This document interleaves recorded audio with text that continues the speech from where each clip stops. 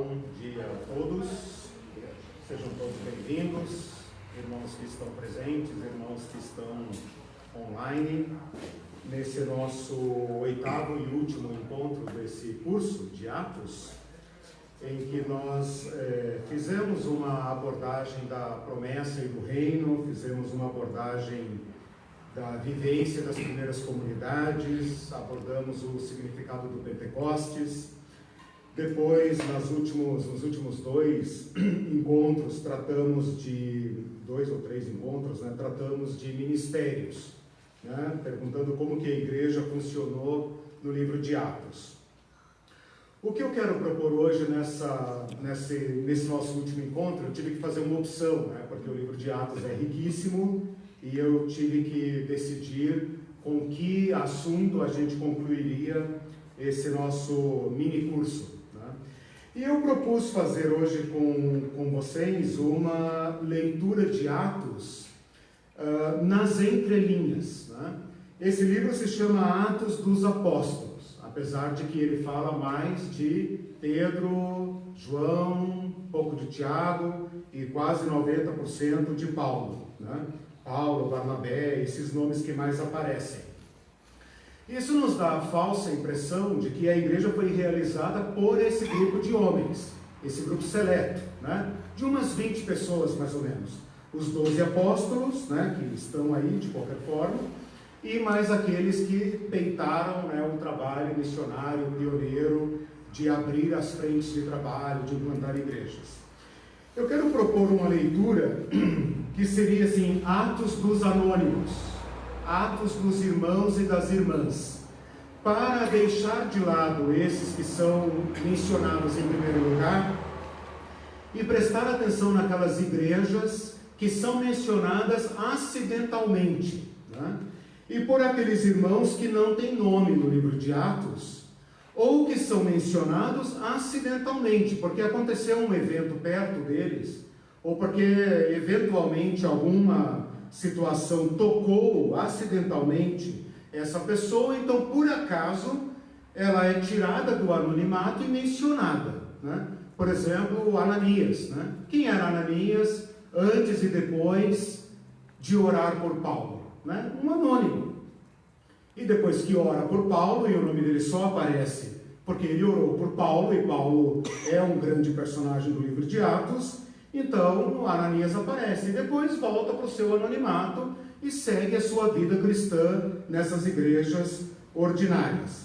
Então é isso que nós queremos fazer. O objetivo dessa aula é mostrar o que é a igreja, que a igreja não depende de um grupo seleto de cristãos, que ela não está apoiada apenas em ministérios de liderança, ministérios de ponta, mas que ela se apoia e deve se apoiar em todo o corpo de Cristo, mesmo aqueles que jamais serão mencionados, que nunca talvez escreverão um livro, as suas histórias jamais serão contadas, mas que eles é que realizam, nos pés deles, digamos, nas mãos deles, desses milhares, centenas de milhares de irmãos que são os anônimos. A título de introdução, e como eu tenho falado muito dos dons especiais, que nós consideramos especiais, e agora eu vou entrar nessa leitura dos leigos, eu queria fazer uma breve explicação sobre o que é clero e o que é leigo, e por que nós usamos essas palavras, e por que eu proponho que elas sejam extirpadas. Acenda uma fogueirinha na sua mente, bote as duas lá, despeça-se delas e risque-as do vocabulário. Elas não farão falta alguma. A palavra leigo que nós usamos aí, tipo assim, eu sou leigo no assunto, vou conversar com um advogado e falar, cara, eu sou leigo, ou então vai conversar com um médico, o pessoal da área técnica, de algum assunto, você fala assim, me explica aí, porque eu sou leigo em música, eu sou leigo. Mas essa é uma palavra que tem um sentido religioso. E a partir do sentido religioso é que ela foi, então, para esse uso comum. A palavra leigo vem do grego laico. Nós também conhecemos laico, porque nós usamos essa palavra em português, Estado laico. E a palavra laico vem de laos. Essa nós não conhecemos, é grega. E significa povo. Povo, né? Nós também hoje usamos a palavra o povo comum, né? O povo. Tem o Estado e tem o povo, né? Então o sentido dessa palavra é assim, tirando os especiais, os grupos seletos, né? No caso o Estado, os profissionais, os técnicos, o povo comum, né? Então a igreja, supostamente, tem um grupo seleto, né? Em face do qual, em relação ao qual, os outros são o povo comum, né? Essa palavra existe na Bíblia? Sim, existe. A palavra laos existe na Bíblia num sentido maravilhoso, que nós perdemos por causa desse conceito espúrio, apócrifo, né? Que é o seguinte: todos nós, por meio de Cristo, nos tornamos povo de Deus. Essa expressão é de uma grandeza incomensurável, porque Deus agora passa a ter um novo povo. O povo do Antigo Testamento era o povo descendente de Abraão, o povo étnico, né? Nasceu de mãe israelita, é povo de Deus. Esse conceito é profundamente alterado no Novo Testamento, quando por meio de Cristo, Paulo vai dizer isso, Pedro vai dizer isso, vocês não eram povo, mas agora são povo de Deus. Então, ao invés de esse termo leigo, laico, laos, significar o povo comum, o povo periférico, os figurantes nesse teatro de Deus, né? Os figurantes, esse é um termo altamente significativo, porque está querendo dizer, nós não éramos povo de Deus. Em relação a Deus, nós éramos todos estrangeiros, peregrinos, estranhos, né? Fora da aliança. Mas agora vocês se tornaram povo de Deus, né? Então, esse é um status, é como se a Bíblia estivesse dizendo, agora vocês têm uma nacionalidade, vocês têm uma pátria, vocês têm um rei, vocês não são mais dispersos, não são mais apátridas, né? Então, em 1 Pedro 2,10, que talvez seria um texto que indicaria diretamente o que eu estou sinalizando, Pedro fala assim: vocês agora são raça eleita, sacerdócio real, nação santa, laos de propriedade exclusiva de Deus, a fim de proclamardes as virtudes daquele que vos chamou das trevas para a sua maravilhosa luz. Então, todos nós fomos constituídos um povo de Deus. E o versículo 10 enfatiza: vós sim, quer dizer, é de vocês mesmo que eu estou falando, que antes não eram povo, mas agora são povo de Deus, que não tinham alcançado misericórdia, mas agora alcançaram misericórdia. Então, o prejuízo que nós temos em usar a palavra leigo, esse é um pregador leigo, é um pastor leigo, né? Os leigos da igreja, né? É o prejuízo de considerar aquilo que é sagrado, aquilo que é elevado, né? que é escolhido por Deus, como algo comum, como se eles fossem os figurantes da igreja. Esse sentido deve ser eliminado, né? Eu risquei essa palavra do meu vocabulário. A única razão para usar a palavra laico hoje, não leigo, laico é no sentido político, sociológico. Quando nós falamos do Estado laico, né, nós estamos falando de um Estado que não depende da autoridade da igreja. Então, em relação à igreja institucional, você tem um Estado laico, mas poderia ser também secular, né? O Estado não religioso, o Estado que não interfere em assuntos religiosos. Por isso a sociedade fala tanto hoje em Estado laico. Deu para entender a palavra laico? A palavra clero, ela também está na Bíblia. Não sei se você já percebeu, mas ela está na Bíblia. Só que ela é traduzida. E a tradução da palavra clero é sorte, parte, herança. Que raio isso tem a ver com o sacerdócio da igreja? A razão é muito simples e nós, cristãos, leitores da Bíblia, podemos entender muito facilmente. Quando o povo de Israel entrou na terra prometida, a terra foi dividida e os cleros, as partes, as terras foram dadas como cleros a cada tribo, ou seja, como herança. Então Judá, Ruben, Gade, Manassés, Efraim, cada um recebeu o seu cleros. Mas o povo de Levi, a tribo de Levi, e especialmente o sacerdócio, não recebeu cleros nenhum, não recebeu herança nenhuma, nem um palmo de terra. Eles receberam o sacerdócio. Deus fala por meio de Moisés, né? A sua herança sou eu, né? Então aí nasceu a ideia de sacerdócio como cleros, né? Então a origem da palavra eclesial, o sentido é esse: o sacerdócio como uma sorte, como uma herança, né? Quando então surge o ministério profissional, né, que o Edson outro dia perguntou, né, o sacerdócio profissional, eles recebem esse privilégio, esse cleros, né? E quem não recebe a ordenação, o sacramento da ordenação, se torna então os outros, o povo comum.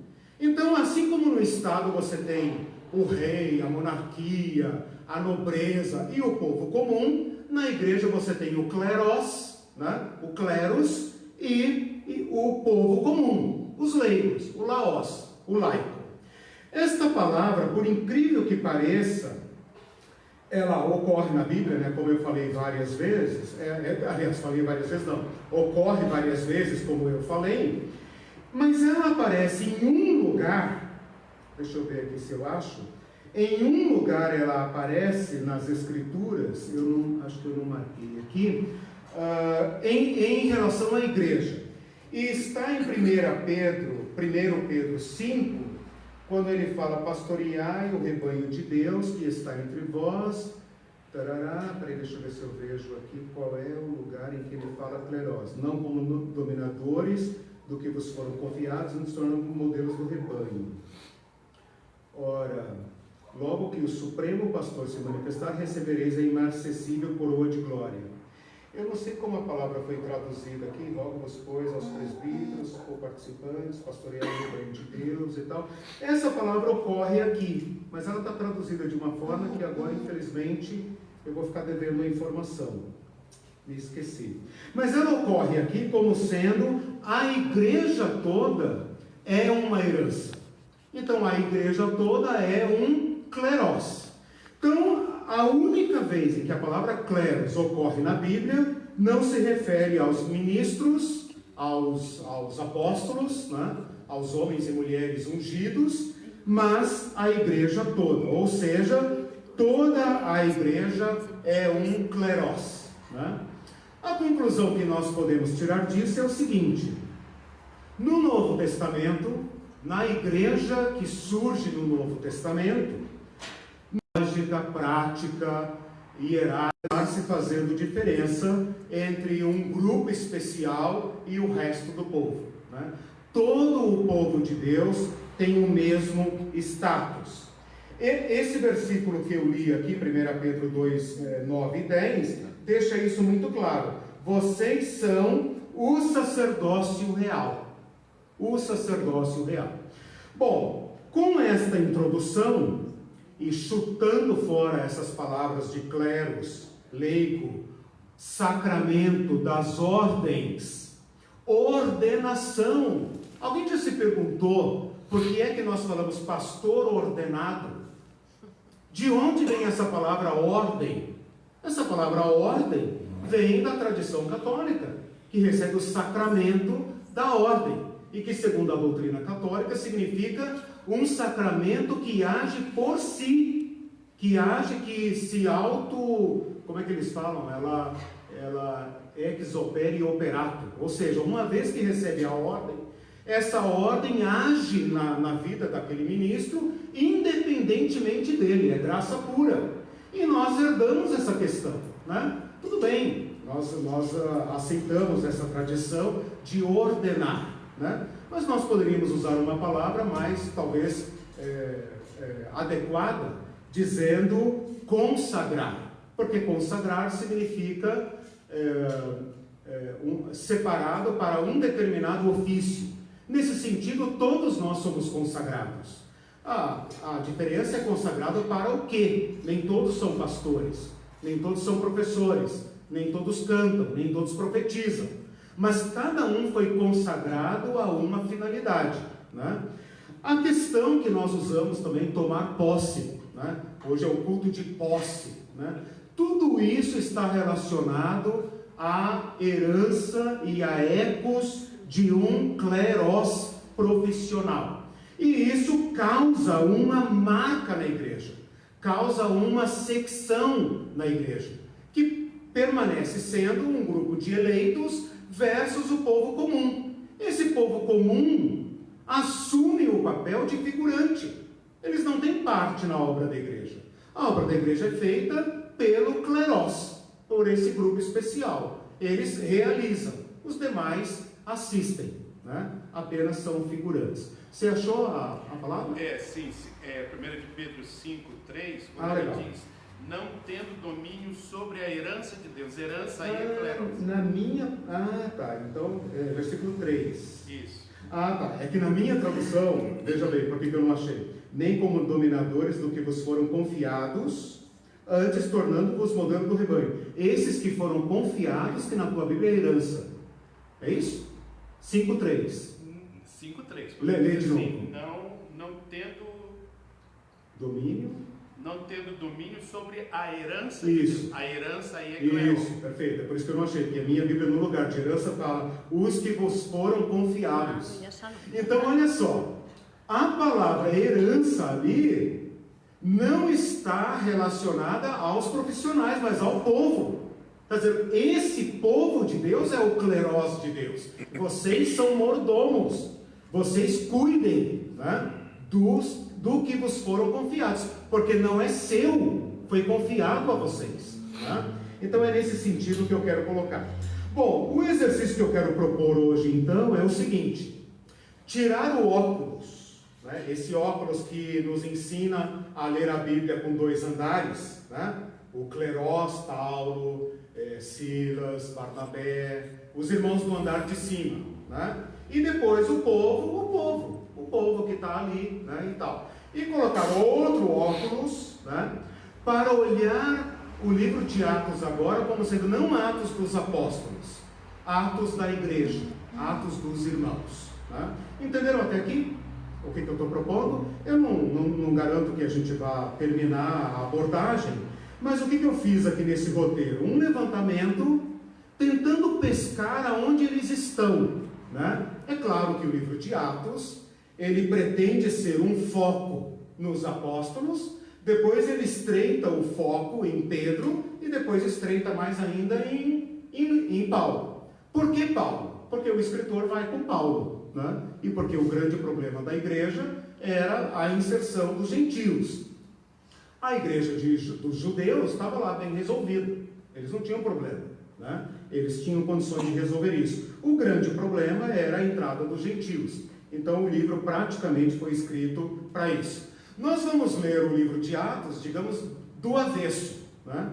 Vamos ler olhando aqueles personagens que no enredo do livro não são os nomes preferidos, não são aqueles sobre quem está o foco, né? Mas vamos olhar então ao redor.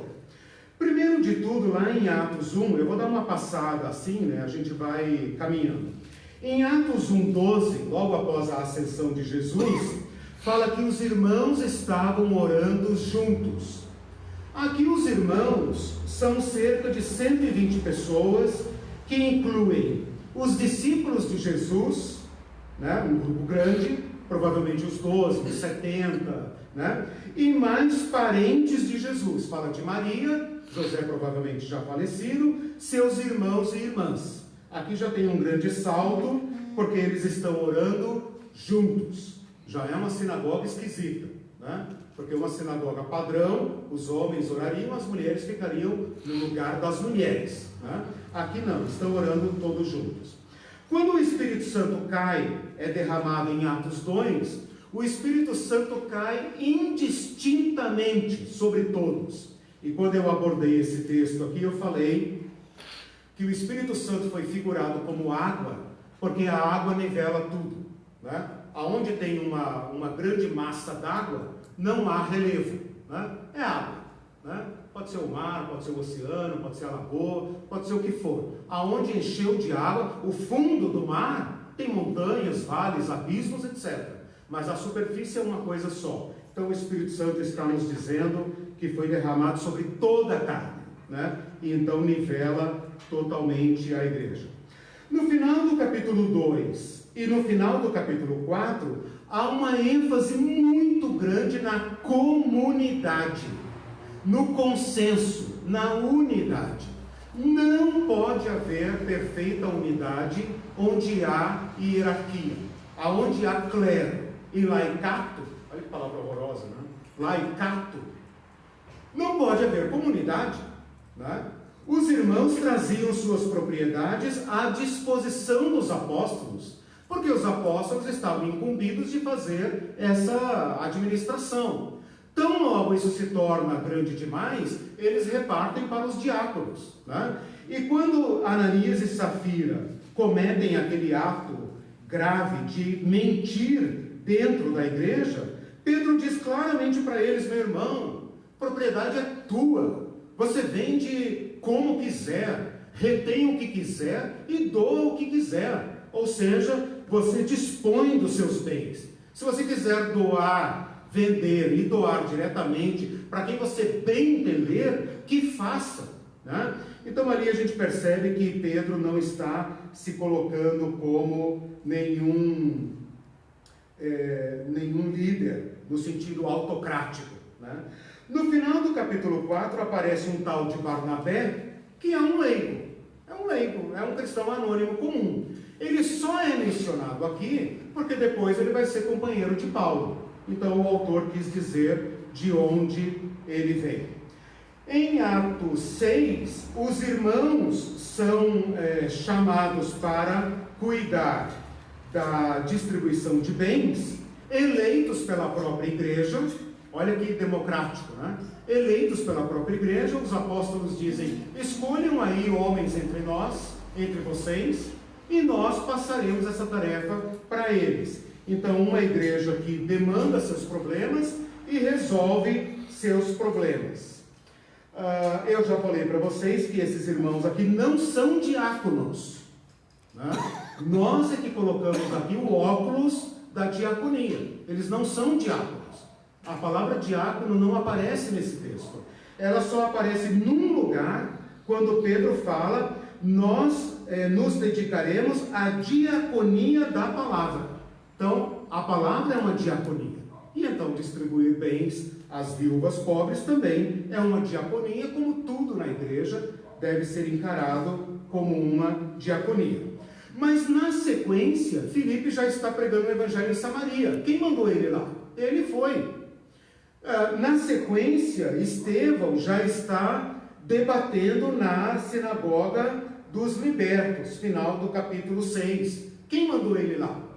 São pessoas anônimas que estão indo pregar o evangelho, né? Claro que a igreja está em unidade e os apóstolos acompanham, eles vão lá. Por quê? Porque não há Bíblia, né? Não é uma questão de, como se fala hoje, cobertura espiritual, né? Ou alguém da chefia tem que ir lá para homologar. Não, é uma questão de tradição oral em que você precisa homologar o que está sendo dito, né? Então, nesse sentido, aquelas testemunhas originárias, autorizadas, se preocupam em ir lá esclarecer a fé dos irmãos. Em Atos 8, acontece um evento muito importante logo após a morte de Estevão. Então veja, o Estevão vai lá sozinho, né? Ao que consta, sozinho não, vai ele e o grupo de anônimos dele, arruma uma bruta confusão, e essa confusão arrebenta onde? Contra todos os cristãos. Os cristãos são dispersos, como diz em Atos 8:1, fala assim: levantou-se grande perseguição contra a igreja em Jerusalém, e todos, exceto os apóstolos, isso aqui pode parecer um exagero, né? Todos os cristãos, exceto os da Judéia, anônimos e anônimas, homens e mulheres da igreja, né? Foram dispersos. E depois fala que eles foram pregando o Evangelho. Se você virar aí um pouco a sua página, no capítulo 11, versículo 19, capítulo 11, versículo 19, fala assim: então os que foram dispersos por causa da tribulação que sobreveio a Estevão, se espalharam até a Fenícia, Chipre e Antioquia, e não anunciando a ninguém a palavra, senão somente aos judeus. Aqueles, porém, que eram de Chipre e de Cirene, foram até Antioquia e falavam também aos gregos, anunciando-lhes o Evangelho do Senhor Jesus. Então, a gente pensa na igreja de Filipos, na igreja dos Gálatas, na igreja de Colossenses, na igreja de Roma, mas Atos está nos falando de igrejas da Fenícia, igrejas de Chipre, igrejas de Antioquia, igrejas de Cirene, norte da África, né? Que, de alguma forma, ouviram o Evangelho e foram dispersos e se espalharam fundando igrejas, que Lucas não conta quem são nem como fizeram, né? Mas depois eu vou mostrar para vocês que essas igrejas estão aí. Só para completar essa primeira arrancada, nessa dispersão, o Filipe pula o muro, né, e vai para Samaria. Parece que Samaria, os judeus, né, vocês perceberam que os primeiros dispersos foram pregar aos judeus, né? Filipe falou assim: peraí, a gente está passando, aqui não tem samaritanos, né? Vou aqui. Jesus passou aqui, vou aqui também. E foi lá pregar aos samaritanos, o que está narrado aí em todo o capítulo 8 de Atos. E no final do capítulo 8, Filipe prega para um estrangeiro. Esse estrangeiro se converte e leva a igreja para a Etiópia, né? Leva a igreja para lá. E lá nasce uma das igrejas mais antigas da cristandade. Igrejas de tradição. Quem era esse eunuco, né? Esse estrangeiro, provavelmente castrado, né? Funcionário público, das elites, né? Quem é esse sujeito que foi para lá e pregou o Evangelho e plantou uma igreja que se tornou um grande esteio, né, da igreja? Então, até aqui, vocês já perceberam que a igreja anda com os apóstolos e sem os apóstolos. E que por trás do nome de Pedro, Paulo, Tiago, Mateus, Barnabé, etc., tem incontáveis irmãos e irmãs aptos para pregar o Evangelho e para iniciar pontos e comunidades de Jesus, né? Chamando judeus e gentios. Pedro não é nem o primeiro, né? Ele é, digamos assim, uma quebra em Jerusalém, mas ele não é nem o primeiro a espalhar a doutrina de Jesus. Estão entendendo até aqui? Estão comigo? Beleza? Vou tomar uma aguinha. Percebem que a leitura privilegia igrejas que não estão no roteiro. E quando a gente estuda Atos, a gente faz ali tal introdução pentecostal e vamos nas viagens de Paulo. E a gente vai com Paulo. E parece que Paulo fundou todas as igrejas de Atos, né? Essa leitura que eu estou fazendo chama a atenção para os figurantes, né? Aqueles que estão nas entrelinhas. No capítulo 9... Opa, sim. Quando você estava lendo ali Atos 11, os judeus pregando para os judeus, né, só uma... Já, sim. As denominações, né? Esse é o grande problema em Igreja Atos. Batista, Igreja Exatamente. Esse é o grande problema em Atos, né? Como inserir esses irmãos na nossa comunhão. E uma coisa assim que eu sempre fiquei pensando, assim, desde muito... Como é forte essa questão do pastor que dentro da igreja ninguém chama assim médico Charles, engenheiro José, bancário Edson. Mas o pastor tem uma deferência. Quer dizer que todas as ocupações dentro da comunidade, elas são... Diácono às vezes também chama. Diácono entrou na hierarquia. As outras ocupações não... Nunca vi alguém... Sim. Agora a irmã enfermeira vai orar com a gente. Isso sempre... Pior do que isso, né? Como isso é tão... Isso cria um conceito, né? Parece inocente, Não é. mas é uma filosofia, né? É um modo de ser, de pensar, né? Mais grave do que isso, Edson, trazendo a questão para o âmbito da igreja e os outros ministérios, né? A igreja não é um corpo com um braço gigante ou uma boca gigante, né? O Jürgen Moltmann, ele fala assim: parece que a igreja só tem o corpo de Cristo, né? Só tem boca e ouvido. Cadê os outros membros do corpo de Cristo?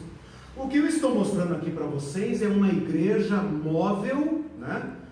Que segue o vento do Espírito Santo e que funciona. Ninguém impede que você chame 3, 4 vizinhos para tomar um chá à tarde e compartilhar as escrituras, né? Com toda liberdade e responsabilidade, porque a responsabilidade é sua se você fizer algo errado ou ensinar algo errado, né? Nós devemos estar ligados uns aos outros, ninguém deve estar sozinho, né? Mas todos nós podemos agir, porque não somos leigos, nem clérigos, somos o corpo de Cristo, plenamente autorizados, plenamente capacitados pelo Espírito para fazer, né, aquilo que devemos fazer. Eu digo isso até com uma certa experiência, porque eu já fui pastor semi-ordenado. Eu fui licenciado, mas não cheguei à ordenação. Então, quase, né? Eu fui ser chamado de subpastor, vice-pastor, sei lá, né? Me chamavam de pastor, como é que era? Licenciado. Eu tinha licenciatura, mas não tinha ordenação. Mas depois, por muitos anos, eu fui e tenho sido professor, né? Mas o professor numa igreja normal é uma função descartável, né? Ele é alguém assim, tipo, faz ali e tal, ele dá ali um complementozinho, né?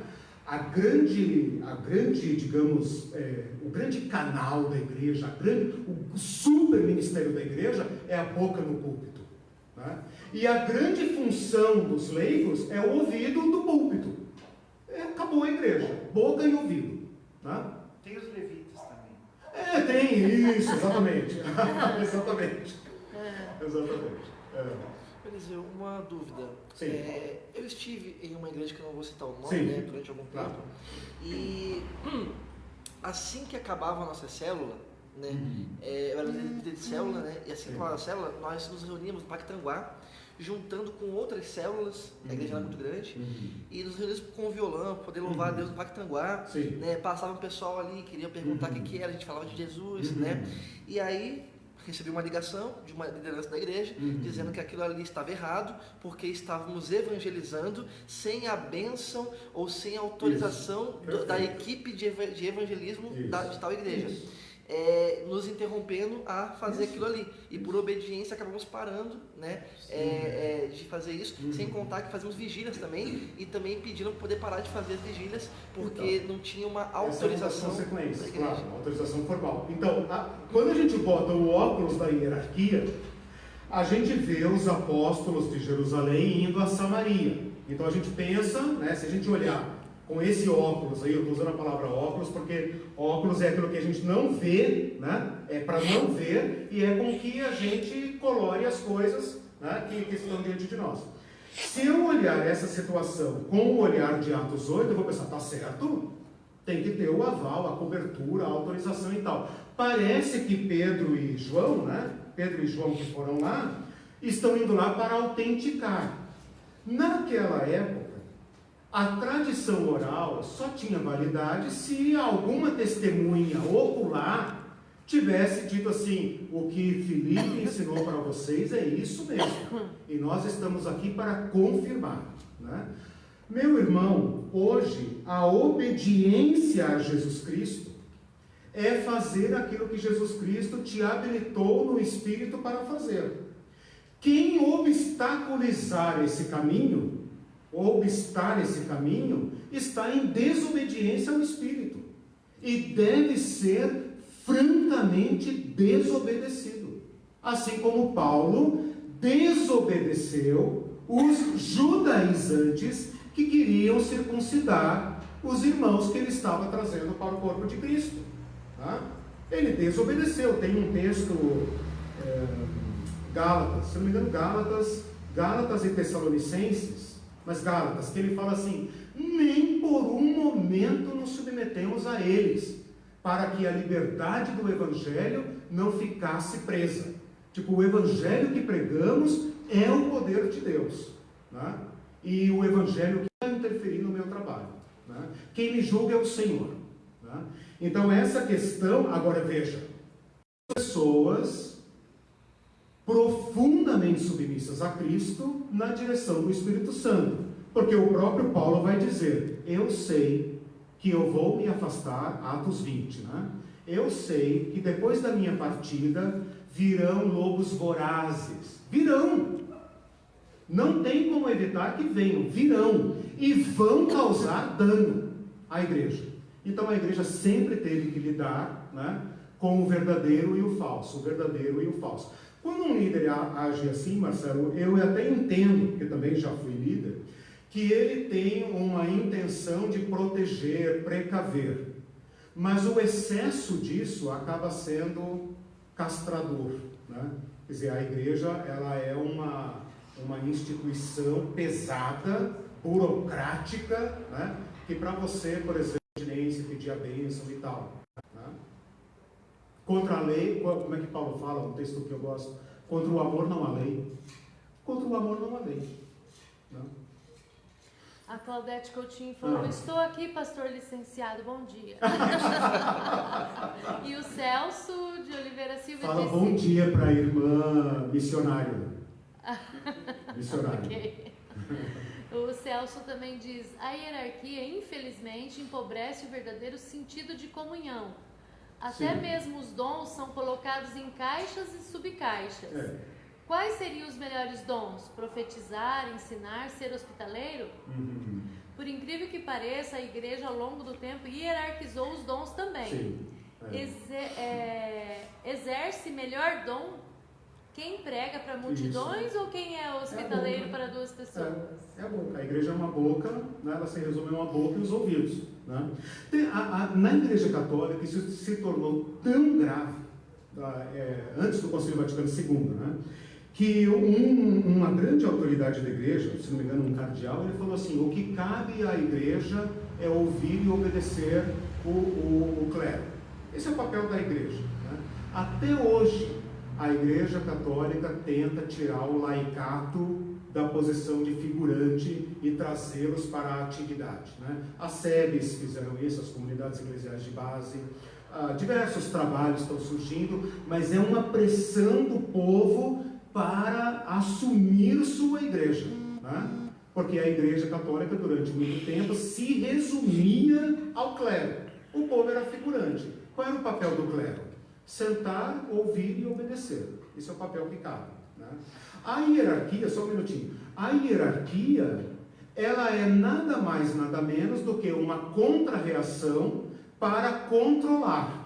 É claro que o controle tem seu sentido, né? Mas como acontece em toda a hierarquia, ela passa a ser um controle paralisante.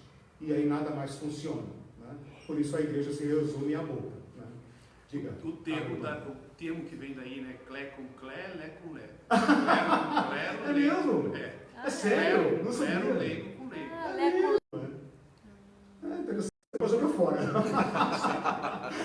Olha, eu durante muito tempo, né, vício, né? Usei essas expressões, né? O Leandro deve lembrar quantas vezes eu devo ter falado, né? O Leandro é pastor leigo, né? Pastor leigo por quê, cara? Eu só posso falar que é leigo em referência a um clero. O laico só existe porque há um clero, né? Eu entendo que os evangélicos não falam muito em clero, né? Clero é uma palavra mais usada nas igrejas mais antigas e tal, falam em clero. Mas ao falar em leigo, pressupõe o clero. Então o clero está lá. Pode dar outro nome para ele. Staff, colegiado, equipe pastoral, pode dar o nome que quiser. Mas a função dele na prática é clerical, né? E isso causa essas distorções que vocês estão mencionando, né? E são distorções graves. Por quê? Porque comprometem o agir de Cristo, né? Então o Espírito Santo estava soprando sobre vocês um vento novo para alcançar de uma forma criativa. Quero responder para o Celso sobre essa questão dos dons, né? Foi extinguido. Paulo não fala, não extingais o Espírito. Quer dizer, alguém chegou ali naquele pequeno foguinho ali e apagou, né? O Celso comentou, né, na verdade, sobre a questão de dons. Eu hoje penso, porque a gente que estuda as Escrituras fica pensando assim, Coríntios tem 12 dons, tem 12 dons e 9 frutos. Eu abandonei essa estatística para dizer o seguinte: o Espírito Santo tem infinitas possibilidades de agir de modo criativo, atendendo à demanda que surgir, né? Uma hierarquia é rígida, ela tem sua tal, né? Por exemplo, a diaconia. A diaconia, que a gente chama de diaconia, ela é para uma determinada função. Se aquela demanda desaparece, ela continua funcionando, o título está lá, não pode tirar, né? Da mesma forma, nós temos que ser sensíveis às necessidades da comunidade e da circunvizinhança e clamar a Deus, até pedir a Deus que Ele levante os dons que aquela igreja precisa, né? Por exemplo, nós precisamos ensinar nosso povo, mas nós não temos professores suficientes para ensinar as nossas famílias. Ora, vamos orar a Deus, vamos convidar alunos, seminaristas, estagiários, né? Prová-los se eles são aptos para o ministério da palavra e trazê-los para ensinar, né? Precisamos ensinar as mães da igreja. Vamos chamar pessoas, vamos promover essas coisas. Quer dizer, o Espírito Santo pode prover infinitas possibilidades, né? E certos dons, eventualmente, podem cair em desuso, porque a demanda para eles, né, já se resolveu, né? Agora, tem dons que são essenciais, né? Esses não podem faltar de forma nenhuma. Em Atos 9, eu não vou terminar essa abordagem, tá? Eu estou ensinando, propondo, né, o método, daí vocês podem fazer o resto da leitura com isso. Olha só, Atos 9 fala da conversão de Saulo, né? Mas no cenário da conversão de Saulo, tem todos aqueles que invocam o teu nome em Damasco. Quem fundou a igreja de Damasco? Que causou tal alvoroço em Jerusalém, ao ponto de Paulo falar, me dê uma ordem para ir lá, porque essa praga que nós tentamos extirpar aqui, rebentou lá em Damasco, e estão anunciando Jesus lá. É nos gaúchos. Exato, e anda pelo mundo inteiro, né? Eles estão em Damasco e tem lá uma comunidade forte ao ponto de preocupar Paulo. Por que Paulo não foi fazer missão, né? Operação da Polícia Federal em outro lugar? Foi em Damasco. Porque em Damasco estava surgindo uma grande comunidade de discípulos. Então, no versículo 14, fala assim, Senhor, Ele veio aqui para prender todos os que invocam o Teu nome. Depois fala que Paulo ficou com os discípulos, versículo 19. Então permaneceu em Damasco alguns dias com os discípulos. E esse tal de Ananias, que é quem? Chega lá, procura um certo Ananias. Não fala que ele é apóstolo, não fala que ele é profeta, não fala que ele é bispo, nem presbítero, nem diácono. é apenas um irmão que naquele dia estava orando. E nas suas orações, o Espírito Santo, que não respeita a hierarquia, chega para o Ananias, sem perguntar quem ele é, e fala: Ananias, estou mandando um rapaz aí para você, e é para você fazer assim, assim, assim. Ananias, como o Senhor e tal, vai meu filho, vai lá. Né? Então o Ananias é um anônimo, que por uma circunstância qualquer, passa pela vida de Paulo. E por passar pela vida de Paulo, que é, digamos, o grande personagem de Atos, sai do anonimato, né? Faz uma oração por Paulo e volta para o anonimato. Né? Quem era Ananias? Era um discípulo de Jesus, viu Jesus, ouviu o Evangelho, foi batizado com o Espírito Santo em Atos 2, nunca saberemos. Esses anônimos que pregaram o Evangelho em Damasco, ao ponto de o Espírito Santo usar esses irmãos para cuidar de Paulo e dar a Paulo as primeiras providências. Mais para frente, no capítulo 9 ainda, o Barnabé aparece do nada. Então, o Barnabé saiu do anonimato porque será companheiro de Paulo, só por isso. Nós não sabemos o ministério de Barnabé, não temos nada escrito por Barnabé, nada disso. Paulo é o que fala, Barnabé é o que acompanha, né? Então ele é um anônimo. Mas aqui no final, no versículos 26 a 30, fala que Paulo veio para Jerusalém, Barnabé faz essa mediação de apresentá-lo aos apóstolos e tal. Paulo começa a pregar ousadamente. Quem mandou? Pregar aonde? Para quem? Ele vai pregar, né? Não posso deixar de falar, vou pregar. Mas aí os irmãos preferem tirar ele de Jerusalém porque Paulo corria risco de vida. Então eles mandam, olha só, no versículo 30, os irmãos mandaram ele para Cesareia. Essa igreja de Cesareia, ela tem uma capacidade especial, porque quando alguém está em perigo de vida, eles mandam para Cesareia. Quem fundou essa igreja? Quem congrega lá? Né? No capítulo 10, nós vamos descobrir que a família de Cornélio, né, vai ser evangelizada e certamente vai para a igreja de Cesareia, que era a capital administrativa política da Judéia, onde ficava o governador romano. Eles mandam Paulo para lá. E os irmãos de Cesareia têm habilidade suficiente para cuidar de Paulo, para encaminhar Paulo, né? Então é uma igreja habilitada.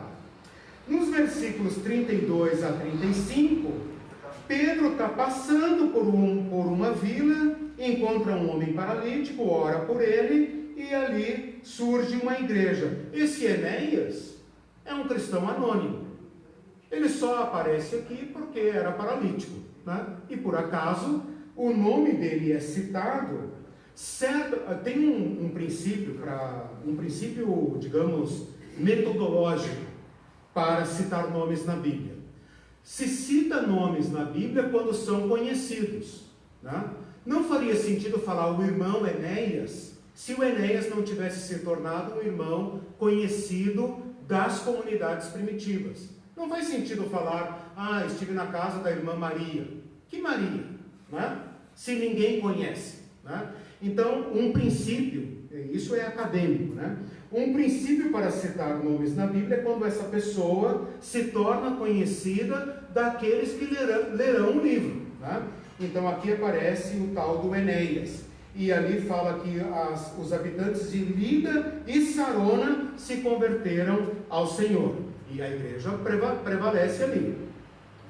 Depois existe no versículo 36 a 43, e entrando no capítulo 10, uma igreja em Jope. Jope era a Paranaguá da Judéia, cidade portuária, né? A Paranaguá. Tem uma comunidade em Jope. Tem lá uma senhorinha anônima, que era famosa, diz a Bíblia, famosa ali no meio, por causa das suas boas obras e esmolas que fazia. Uma mulher viúva, ela era viúva, né? Aqui fala que ela era viúva, ela cuidava de viúvas. Não sei, não menciona a família dela, né? Não menciona a família dela. Mas essa mulher, sozinha, fazia boas obras e grandes esmolas. E ela bolou um trabalho, por isso aqui em Curitiba, indo para Mirante Tamandaré, tem um projeto chamado Dorcas, né? Ela fundou um projeto de fazer roupas, né? Onde é que está escrito aqui no versículo 39? As outras viúvas cercaram Pedro, chorando e mostrando as túnicas e vestidos que Dorcas fizera enquanto estava com elas. Então parece que essas mulheres se reuniam para costurar e doar roupas para os pobres, fazendo túnicas para os pobres. Tinha uma comunidade em Jope, uma comunidade de anônimos. Quem eram os mestres lá? Quem eram os profetas? Quem fundou? Quem mandou? Quem deu cobertura? Cobertura espiritual, sob a cobertura espiritual. Está sob a cobertura espiritual de quem?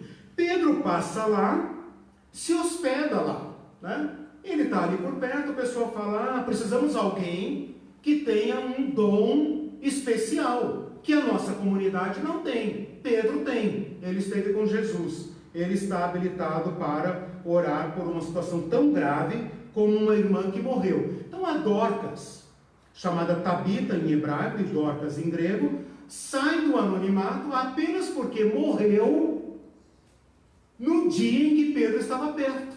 Senão seria apenas mais uma senhorinha que faleceu na comunidade dos irmãos. Anônima, mas uma anônima que está desempenhando o seu ministério. Quem é o pastor dela? Né? Quem é o líder da célula dela? Né? Ninguém sabe.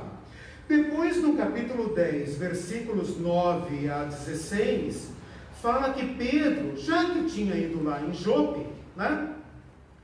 Aproveitou, as viagens eram difíceis, ele ficou lá na casa de um tal, onde é que diz? No versículo 5 diz, envia mensageiros a Pedro, que tem por, a Simão, que tem por sobrenome Pedro, versículo 6, ele está hospedado com um outro Simão. Simão no Novo Testamento é a mesma coisa que João, José e Maria, né? Nome comum. Então qual Simão? O Pedro, Simão Pedro, que está hospedado na casa de um outro Simão. Qual Simão? Simão Curtidor.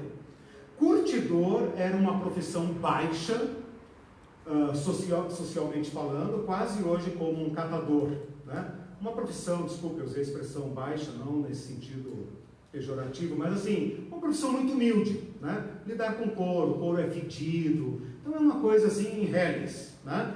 Pedro, primeiro Papa, né? Está hospedado na casa de um cara, catador de latinha, né? E lá o Espírito Santo sabe, e manda uma comitiva de um oficial romano, dizendo assim, chega lá, onde é que nós vamos? Na casa do prefeito de Jope? Na casa do escriturário, na casa do juiz e tal? Não, procura na beira da praia, lugares, né, mais periféricos, um homem lá. Cornélio deve ter pensado, que raio de seita é essa, né, que vai se esconder lá na casa do curtidor? Mas é uma casa de pessoa temente a Deus, a um ponto que Pedro estava lá jejuando enquanto lhe preparavam o almoço. Bom, o capítulo 10 tem uma grande entrada de anônimos, né? Esse Cornélio era apenas mais um centurião, um oficial, um centurião de baixa patente, como um sargento hoje, né? Um oficial de 100, por isso centurião, né? Chefe de uma centúria, que ficava estacionada em Cesareia, que era a capital, né? Então ficava ali para fazer operações pequenas, né?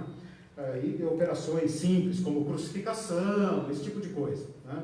Coisas pequenas assim que 100 soldados davam conta. Essa é uma parte mais conhecida. Aí chegamos então no capítulo 11, que eu já li para vocês. Aqui nós temos um retrato do laicato, né? Laicato. Versículo 19 fala assim, os que foram dispersos, lá no capítulo 8, versículo 1, da tribulação de Estevão, se espalharam até a Fenícia. Eu gosto de mapa, né? Eu adoro mapa. Então você teria que ver a extensão disso, né? A Fenícia é aquela região que fica ao norte da Palestina, né? Que hoje é ocupada pelo Líbano, né? Fica ao norte da Palestina, aonde fica Tiro e Sidom. Jesus fez algumas incursões ali, né? Fala retirando-se para as regiões Ciro-Fenícia, a mulher Ciro-Fenícia, né? Então aqui pertenciam à província da Síria.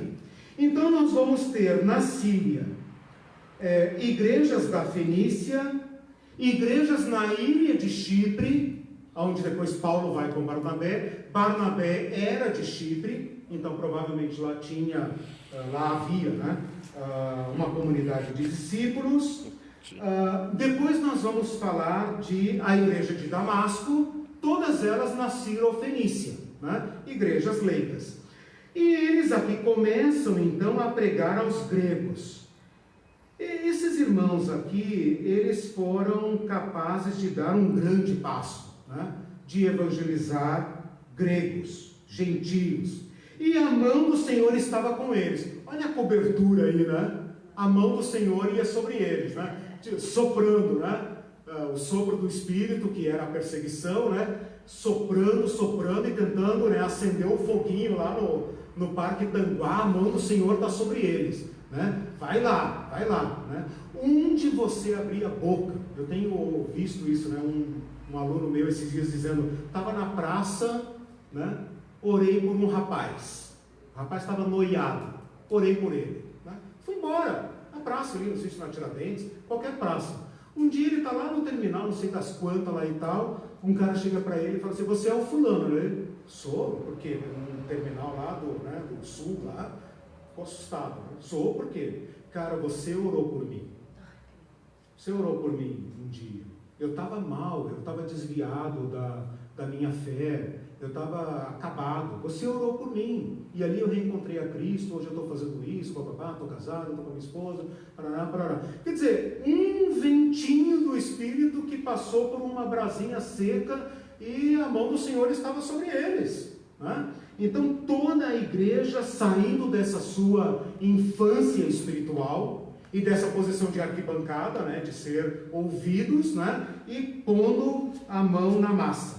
A igreja de Antioquia, então, que vai se tornar uma potência do mundo antigo, existe até hoje a igreja de Antioquia, né, pertence à denominação ortodoxa, né, aquelas igrejas orientais, né, existe lá até hoje, é um dos, como é que eles chamam? Como é que era? Os 5 patriarcados, né, que depois se fundiram com Roma, né? Era Alexandria, acho que é 5 patriarcados mesmo, 5 patriarcas, acho que é isso mesmo, era Alexandria, Antioquia, Jerusalém, Roma e está faltando uma aí que eu não estou lembrando. Jerusalém, Antioquia, Alexandria, Jerusalém e Constantinopla, eu acho, que eram os 5 patriarcados, chamado Pentarquia, né? Pentarquia. Depois, no cisma de 1054, né, essas 4 vão para o outro lado, para a igreja ortodoxa, e apenas Roma se torna a igreja oficial do Ocidente. Mas voltando aqui, eles pregam o evangelho, a mão do Senhor está com eles, e então a igreja de Jerusalém manda Barnabé lá para apoiá-los, um leigo anônimo, né, disponível, e o Barnabé fala assim, preciso de ajuda, vai em Tarso e busca Saulo, né? E aí nós vamos ver aqui no capítulo 13, que eles organizam ali uma comunidade que tem profetas e mestres. Eles são mencionados aqui apenas e tão somente porque o Espírito Santo vai chamar Barnabé e Saulo para o trabalho missionário. Não está dizendo que essa igreja, que foi fundada pelo povo comum, agora se tornou leigo em relação a esse staff.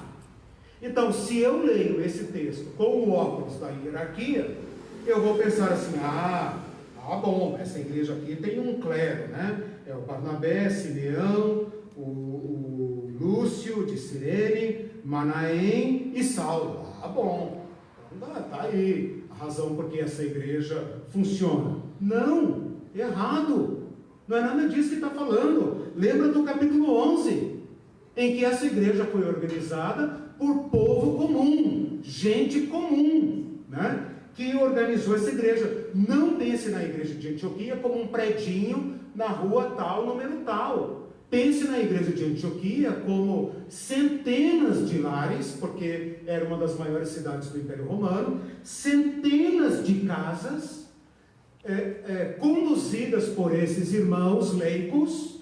Eu estou usando a palavra leigo, porque nós vamos queimá-lo no final do culto, né?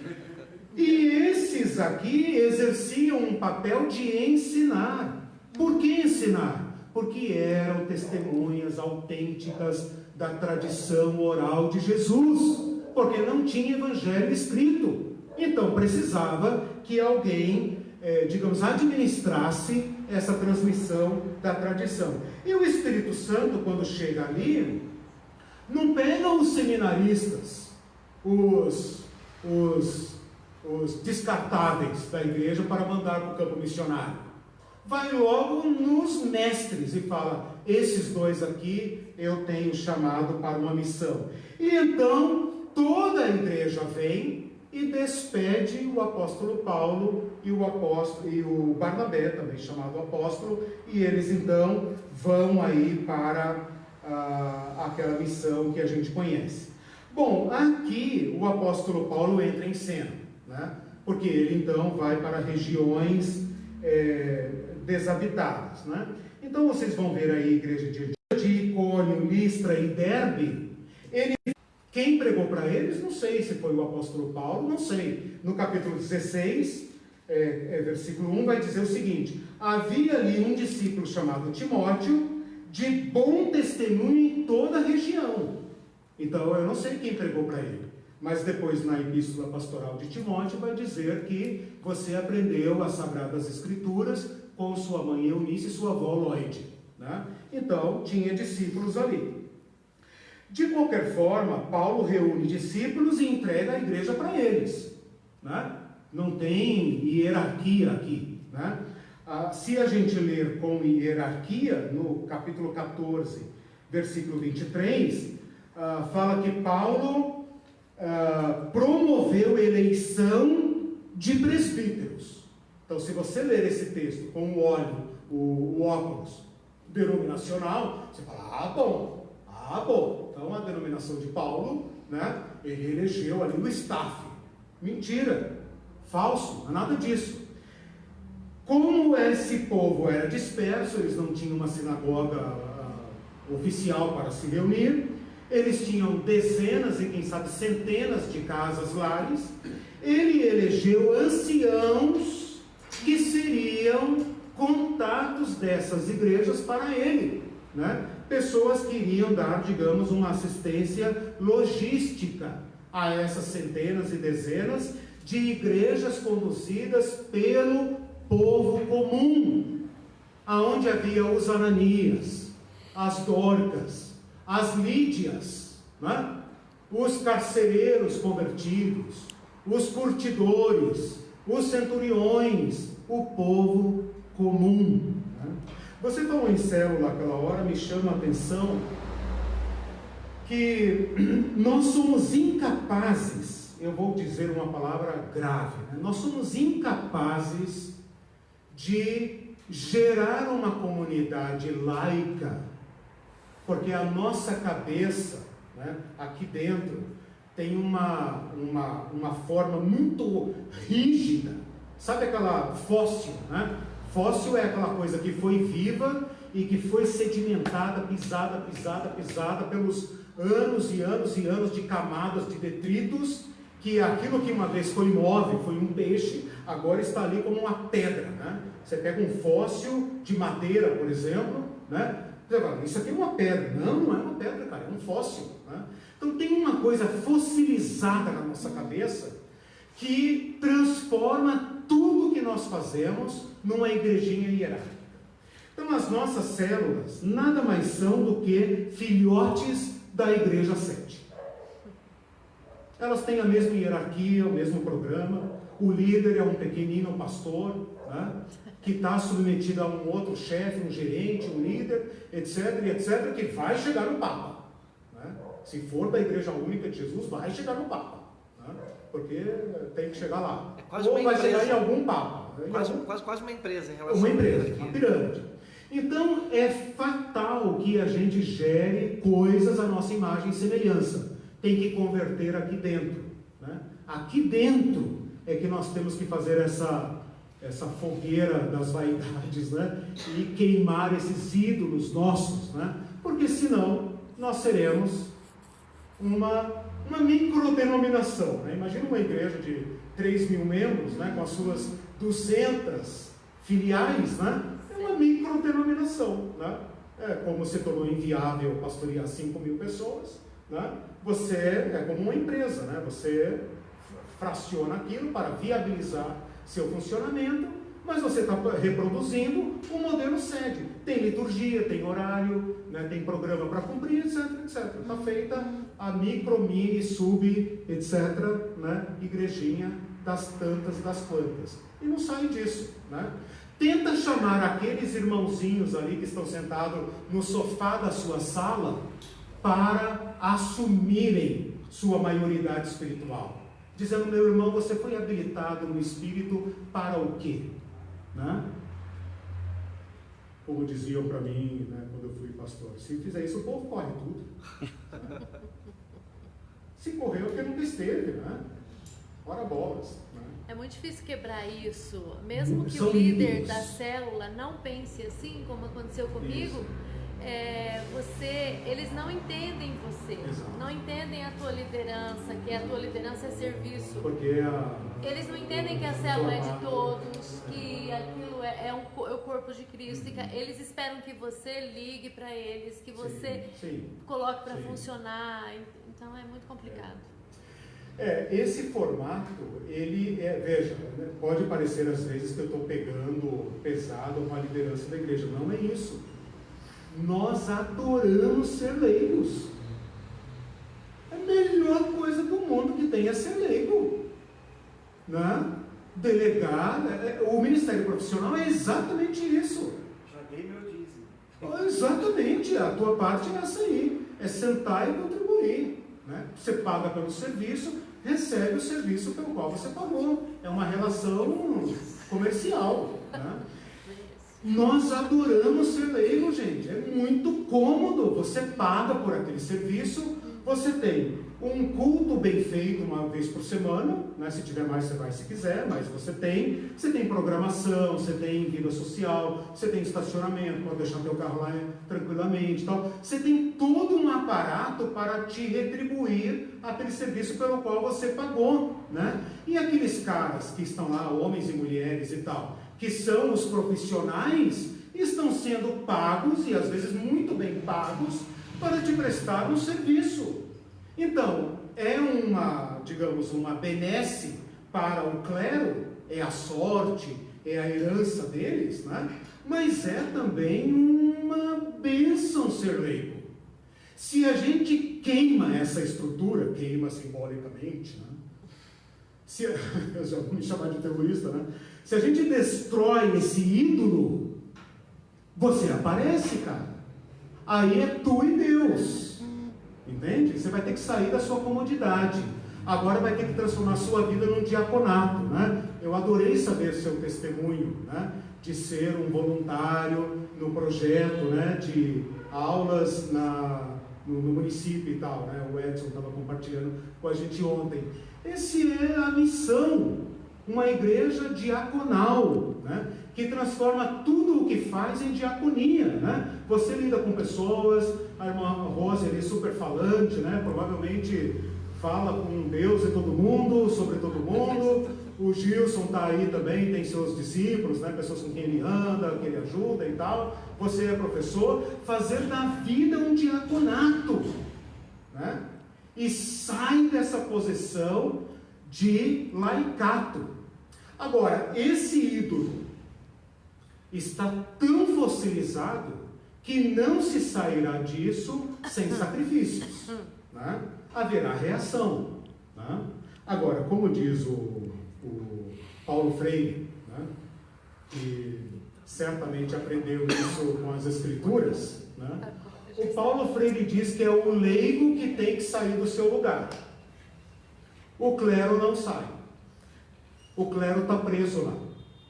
Pode parecer, isso serve para qualquer desnível social, né? A gente pensa que o clero tem que descer de lá e chamar vocês à maioridade espiritual. Isso nunca vai acontecer. Nenhuma reforma, nunca, jamais partiu do topo da liderança. Nunca. Porque, segundo Paulo Freire, eles também estão presos no sistema que os governa. Eu garanto para vocês que todos os que exercem poder, que parece para nós que estamos em baixa, que estão aonde todo mundo quer estar, estão presos e sofrendo. Eles sofrem aqui. Isso serve para qualquer cargo de liderança. A liderança traz um ônus e um sofrimento. E eles também estão presos lá. E o modelo que está na mente deles também é esse. E eles são incapazes de sair de lá.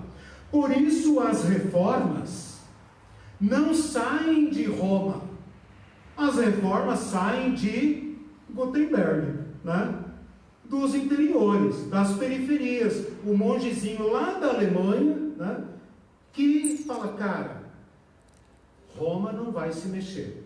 Roma já tem seus 1500 anos, né? É impossível. Veja o Papa Francisco agora, né? Não consegue tirar uma vírgula do texto, né? Porque para mexer numa vírgula do texto, né?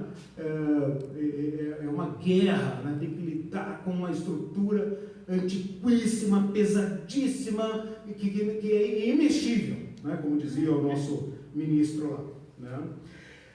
Quem tem que se mexer é você. Autorizado por quem? Por Jesus Cristo. Tem que dar seu pescoço a Jesus Cristo. Tem que submeter-se a Ele profundamente, a um nível em que talvez nenhum de nós chegou.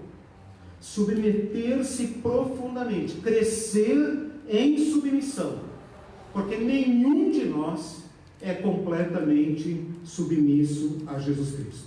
Sendo submisso a Jesus Cristo e sendo submisso uns aos outros, naquilo que Jesus Cristo quer. Então eu ouso dizer, e eu posso dizer isso, que esse caso que você mencionou, com a autoridade do apóstolo Paulo, eu diria, vá em frente. Siga a Deus, como os discípulos disseram, julgai vós, se é justo, obedecer a vós e não a Deus. Julgai vós mesmos. É lícito obedecer a vós e não a Deus? Né? Agora, meu ministério é completamente submisso aos irmãos. Os irmãos, todos eles, têm que poder dizer para mim, isso que você está pregando, está nos ensinando, está em choque com as Escrituras. Ou seu comportamento não é de um cristão. Tá? Você fala muito bem, ensina muito bem, mas sua conduta não confere, a sua conduta me causa dúvida. Todos nós deveríamos ser submissos uns aos outros a esse ponto, né? Para a nossa própria cura, né? Mas para isso nós teremos que meter a marreta nos ídolos. Alguns comentários eu vou fazer em seguida, tá. Daí depois você comenta, okay. Tá bom? Deixa eu só dizer uma coisinha então. Okay. O que eu iria dizer daqui para frente, porque a gente está caminhando para o final, né? Eu vou terminar 11h30. O que eu diria daqui para frente é continuar esse exercício. Eu vim até o capítulo 11, né? Capítulo 12 vai falar de Rhodes, capítulo 13 e tal, peraí só um pouquinho, deixa eu já te dou a palavra. Capítulo 15, tem diversos irmãos participando do concílio, né? No capítulo 16 aparece o Timóteo, aparece a Lídia, aparece aquela jovem adivinhadora, aparece o carcereiro, depois aparece Apolo, aparece Áquila e Priscila, um casal brilhante, um casal tão brilhante que a Priscila vai dar aula para o Apolo. Chama o Apolo no canto e fala: meu amigo, você precisa dar uma aperfeiçoada aí na sua teologia. Você ainda não chegou ao ponto que nós temos ensinado. Mas Priscila e Áquila são anônimos. Eles só aparecem aqui porque se tornaram sócios de Paulo no mesmo negócio. Então é o protagonismo de Paulo que lançou um pouco de luz em Priscila e Áquila, mas são anônimos. Depois tem aqui diversos nomes e tal, vou caminhando para o encerramento. É isso, né? Aparecem diversos, aliás, eu estou falando, aparecem diversos nomes e aparecem diversas referências sem nome, que é o que nos importa, né? Os anônimos da igreja. Então o exercício seria esse, né? Ler o Atos dos Apóstolos como Atos das Igrejas, Atos dos Irmãos. Vamos. A Daniela Molinari está feliz porque conseguiu voltar, porque ficou um tempo sem poder assistir.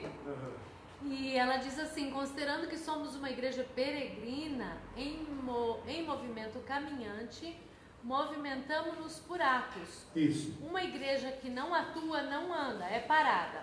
E em seguida ela diz: eita, a hierarquia pode parar a igreja. Exatamente.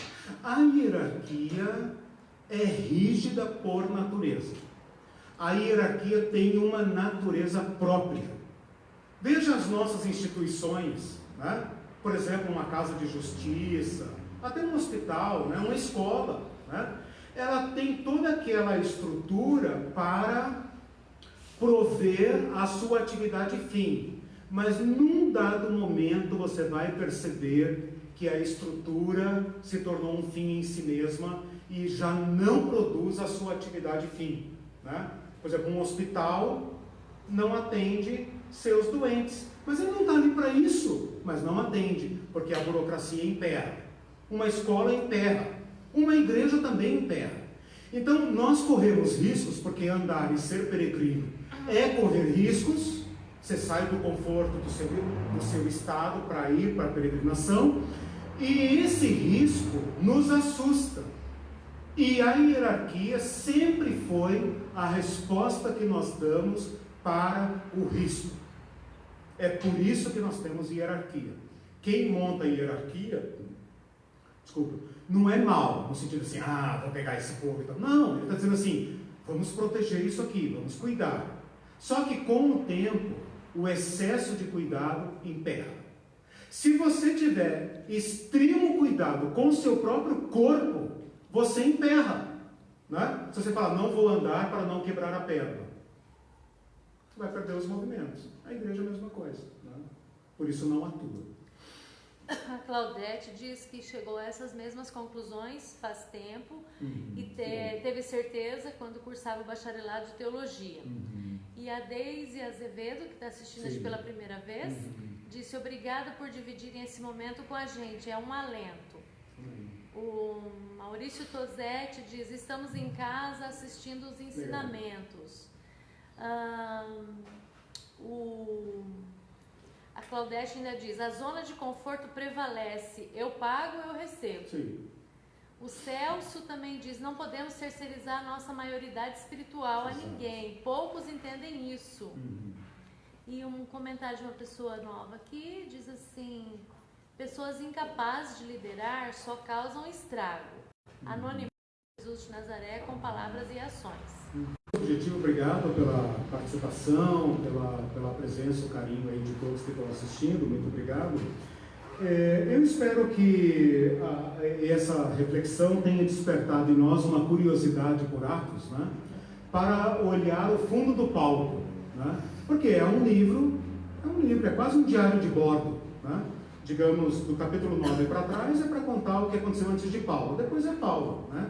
A gente vai num diário de bordo, né? A viagem de Paulo a gente vai junto. Inclusive Atos pode ser estudado como navegação antiga, história, geografia, sentença, julgamento. É um livro riquíssimo, né? Eu propus uma leitura para deixar de lado os bambambãs, né? Tadinhos, eles não eram bambambãs, mas a gente considera eles assim, né? E olhar o fundo do palco, né? Os irmãos que fundaram igrejas, administraram igrejas, fizeram missões, fizeram caridade, chegaram antes de Paulo em Roma, por exemplo, né? Quem fundou a igreja de Roma? Não foi Paulo. Quando Paulo chegou lá, aliás, quando ele escreve a carta, a igreja já está organizada lá, né? Então, só para chamar a atenção para esses bastidores, né? Alguém gostaria de comentar alguma coisa, alguma pergunta, alguma reflexão, algum reparo? Senão vamos caminhando. Só a dificuldade, é exatamente quando você está dentro da estrutura. Eu sempre sonhei, achei que seria possível estando dentro, mas não é possível. Não é possível. Eu sofri muito. A estrutura reage. A gente acaba se aviltando, acaba até adoecendo, né? Então, aquela frasezinha assim, os incomodados que se retiram, o dia que eu disse, não é isso, é simples assim, porque não tem como. Você acaba até se tornando, não é legal. Você tem que se conformar e ser assimilado. A música está tocando, então se você não gosta da música, eu acho que isso também foi bem libertador. Às vezes, né? Às vezes, eu tenho ouvido diversas pessoas falando isso, né? Tive que sair da igreja institucional, a igreja PJ, né? A igreja PJ, tive que sair dela para continuar sendo cristão. Eu já vi um pastor falando isso. Um pastor uma vez falou isso comigo. Saí do ministério para poder pastorear. Saí, tive que entregar a igreja, um pastor já madurão. Tive que entregar a igreja para poder continuar pastoreando. Porque a igreja PJ encolhe o pastor. Não pense que ele não trabalha. Trabalha como um gerente, como um cara que tem problemas físicos, né? Assim como qualquer responsável por uma grande estrutura padece na carne o peso, os pastores estão numa situação insustentável. Oi? Sim. Porque de quando em quando tem que passar o relatório para a convenção e vai ficar chato se de um ano para o outro você decrescer o número de membros. Exato. Os pastores das grandes igrejas, especialmente, vou chamar a atenção para as grandes, porque é onde o problema, digamos, é mais voltoso, né?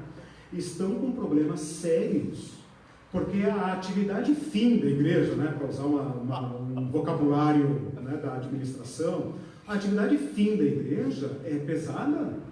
E essa estrutura não é adequada para atender. Mas todos estamos presos nela, porque nós não podemos sequer imóvel.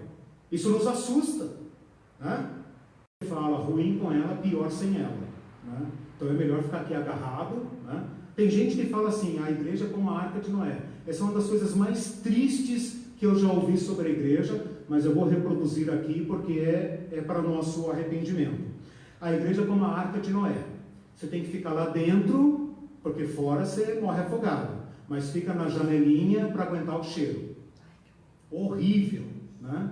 Mas são de pessoas que estão sofrendo para se manter no corpo de Cristo. São irmãos nossos, né? E eu não estou chamando ninguém para sair da igreja PJ, né? E vou terminar narrando muito brevemente a fórmula que eu uso para agir dentro das igrejas. Eu vivo essa dinâmica, eu entendo o que você falou, e sou para a mesma coisa. Eu vivo essa dinâmica dentro dela. Não me submeto a ela, nem domino nada dentro dela. Sirvo enquanto for possível, né? Fui membro de uma igreja grande de Curitiba por 14 anos, né? E muita gente falou para mim, como você consegue agir lá dentro? Eu falei, também não sei, mas enquanto deixarem, estou em plena atividade. E me mantive em plena atividade, sem jamais permitir que ninguém embaraçasse aquilo que Deus me mandou fazer. Isso é submissão a Cristo, né? E plenamente submisso à igreja, comprometido com ela como se fosse um empregado.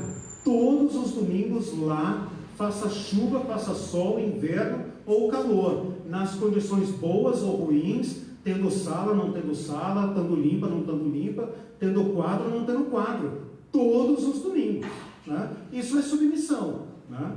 Até o ponto em que você entende que Deus está te chamando para fazer outra coisa, então você também é livre para continuar submisso a Cristo. Então eu dei um nome a isso, que é um nome assim que dá urticário no povo da igreja, mas eu uso porque eu dou minha própria definição, né? Que é ser igreja dentro da igreja, né? Acho que o grande erro dos irmãos que estão sofrendo em instituições, se sentindo amarrados dentro dela, é que eles confundem a instituição com o corpo de Cristo. E esse é o erro católico, com todo respeito aos católicos, né? Quando eles falam fora da igreja não há salvação, tem uma só igreja, eles confundiram a instituição com o corpo de Cristo. Nós protestantes nascemos e atravessa as instituições, mas não se confunde com ela. Então, eu exorto os irmãos a estarem em comunhão com cristãos, do jeito que for possível, grande, pequena, na roça, na cidade, no bairro, no centro, do tamanho que for, mas seja igreja dentro dela também, evangelize dentro dela também, faça missões dentro dela. Aí sim, aí você encontra o corpo de Cristo, que está presente nas igrejas que você considera mais rejeitáveis. Nas igrejas que você pensa, meu Deus, nunca iria lá. Lá tem povo de Deus. Tenho certeza disso. Lá tem povo de Deus. E nas igrejas melhores, que você acha, é a minha, tem gente lá que é lobo devorador. Nunca estaremos livres desse risco. Então fica assim como uma palavra de depoimento pessoal. Desculpa ter atrasado você. Acho que foi muito salutar, né? Eu fico muito... Tenho estado muito emotiva esses dias pensando sobre isso, exatamente sobre o que o irmão comentou de ser igreja dentro da igreja, e como tenho estado triste a respeito disso, porque tenho visto como as pessoas têm sofrido, e sofrido muito a respeito de tudo isso. Mas penso que não é bom que os cristãos estejam sós. Sim, isso é mortal. Não é bom que os cristãos estejam sozinhos nesse momento, porque eu vejo que tem muita gente sofrendo. Muitos e irmãos, perecendo.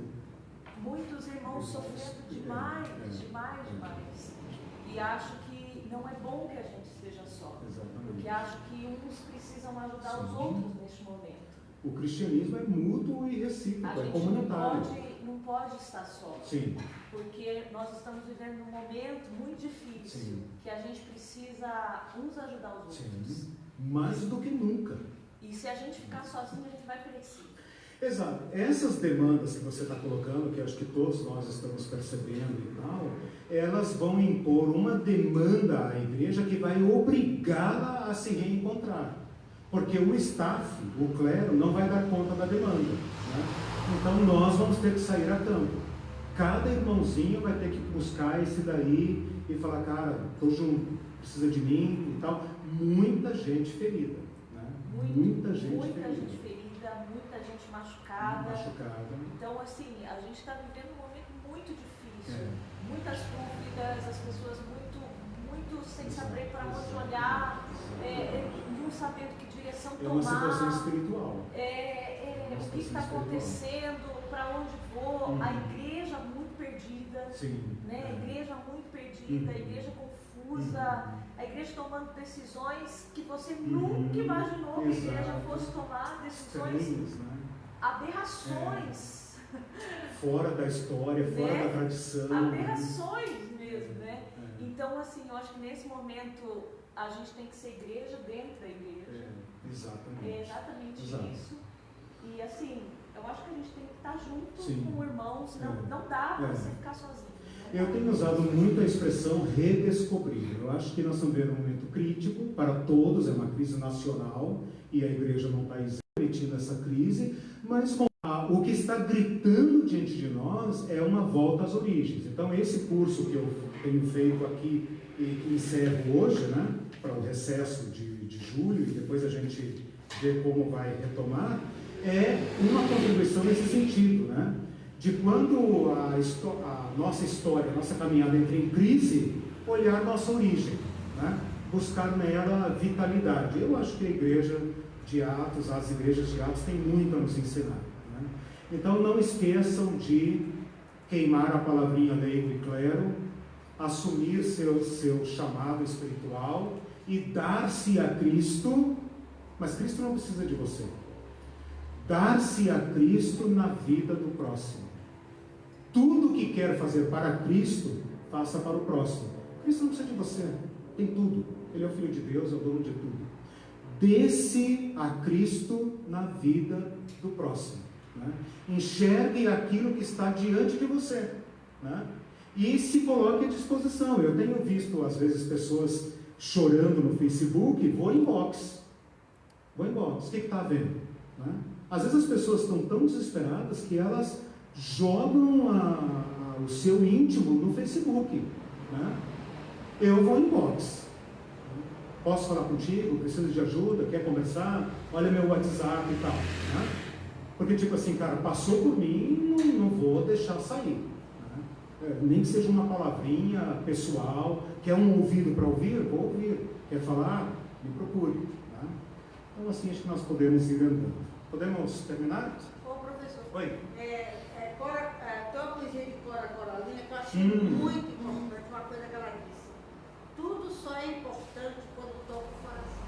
Quando toca o coração. Se não tocar o coração, nada, pode fazer o sermão mais bonito, sim, a programação mais sim, bonita, sim, entra e sai da mesma forma. E tocar o coração pode ser com um abraço, sim, uma palavra, sim, um beijo, um café.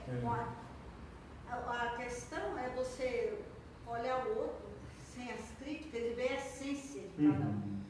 E aí o amor se difunde, né? Bom, se a gente olhar a própria história de Jesus, lá Jesus convivendo com tudo isso, a simplicidade dele, o mover, o comer com as pessoas, aquela coisa toda, nunca apontar o dedo, tá entendendo? Isso tudo aí já é um grande exemplo para a gente apanhar. Agora, diante disso tudo, tem muitos pastores estressados, neuróticos, que estão doentes. Exato. Devido ao sistema, devido a tudo isso. Né? É destrutivo para ambos os lados, né? Para o andar de cima e o andar de baixo. Por isso, eu não vejo saída para a saúde da igreja a não ser essa redescoberta, né? Nós temos que libertar esses homens desse fardo insuportável, né? E trazer o povo para aquilo que Cristo quer, né? Bom, aproveito para agradecer à Igreja Batista Mercês, aqui na pessoa do Leandro, da Jaque, da irmã Rose, o Giovanni, o Denis, o Sandro, esqueci alguém? A igreja inteira, o Marcelo, né? Todos os que nos acompanharam e tal, agradeço imensamente. Pode agradecer só o clero. Não, na pessoa deles, eu falei, fui esperto. Na pessoa deles, agradeço a igreja toda, claro, me apaixonei por essa igreja, pela irmã Rose, o santo mamão, o café, o carinho de todos vocês. Suspendemos para o recesso, né? Eu vou para a defesa da minha tese em agosto, depois nós anunciamos como seguiremos, né, após isso. Só antes de terminar, alguém comentou agora que pastores também são irmãos, gente. Sim. Devemos caminhar com eles também. Acho que a pessoa não assistiu a aula toda. Sim. E entrou agora. Então eu aconselho que essa pessoa assista a aula toda, daí vai compreender. A questão é assim, né? Nós temos que trazer aqui ao nível de uns aos outros, né? Assista a aula passada que eu falei só sobre pastores, né? Eu já fui pastor, eu falo de carteirinha. Licenciado. Mas eu tinha carteirinha. Deixa eu ver se está aqui no bolso. Não está mais. Não vale mais, venceu a validade. Não? Perdeu o desconto. Perdeu. Mas assim, com muito cuidado que eu falo isso, né? Como alguém que ama a igreja, que não desiste dela, né? Estou defendendo a minha tese agora de doutorado. É um trabalho que eu fiz voluntariamente às minhas próprias expensas para dedicar à igreja, né? Eu amo a igreja e espero ver ainda a igreja saudável, né? Pastores, irmãos e professores e todos no mesmo saudável, degrau, todos juntos, né? Pastores saindo da sua solidão, sendo amados, podendo conversar como irmãos, né? O pastor sofre de um isolamento mortal. O psiquiatra ainda conversa com outro psiquiatra, o psicólogo conversa com outro psicólogo, o pastor conversa com quem? Né? Se ele não pode abrir o coração, senão ele vai chocar as ovelhas que acham que ele é um super-homem, né? Então é com muita compaixão que eu falo isso, né? Oremos. Senhor, nós te agradecemos por tudo isso, agradecemos por esse projeto lindo, maravilhoso que o Senhor nos deu. Que o Senhor nos ajude, nos renove, que o Senhor nos cure para que possamos curar outros e ajudar outros. Ser com essa igreja aqui, Senhor, que nos acolheu tão carinhosamente, tão gentilmente, tantas vezes. Nós agradecemos, pedimos que o Senhor retorne para eles em plena bênção e satisfação em tudo que buscam, em tudo que precisam, Senhor. Agradecemos em teu nome. Amém. Amém.